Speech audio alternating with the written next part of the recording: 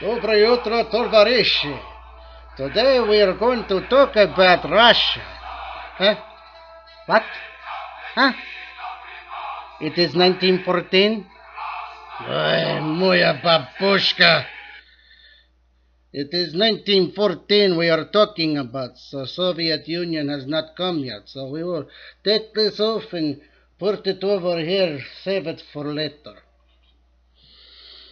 So, as events unfolded in the West, both Britain and France were crying frantically for Tsar Nicholas to get his army moving in the east and make a move against Germany. And the Tsar answered in stunning form. He got his two largest armies, the First and Second Russian Army, to attack eastern Germany, the area of Prussia. The First Army was under an officer named Rennenkampf. The second was under an officer named Samsonov.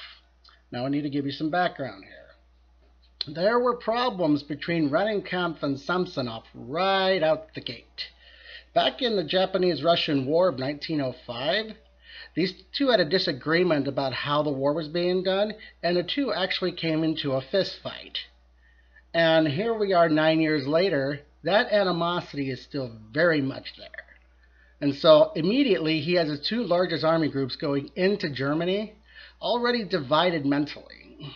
So after a few skirmishes outside of the area of Königsberg, which is now modern-day Kaliningrad, the First Army under Rennenkampf pretty much just stops where he's at. The Second Army under Samsonov goes ahead and pushes forward and heads into what he believes to be heading to the Vistula River and heading up northwest to see if they can meet together and push the Germans back further. The only thing is, there was a problem in major communications, as was seen to be happening all across the board.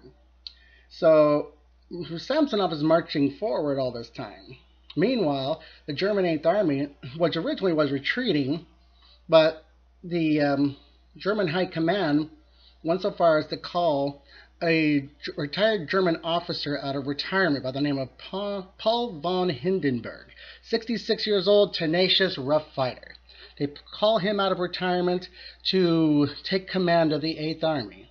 And plus they do another thing which is also very influential in the war. It has a direct effect on the outcome, with the fact that they pull two divisions out of France, put them on trains, and head them over to the area of eastern Prussia, taking out two vital divisions that would have been necessary to continue the assault on France and to perhaps end the war. More on that to come.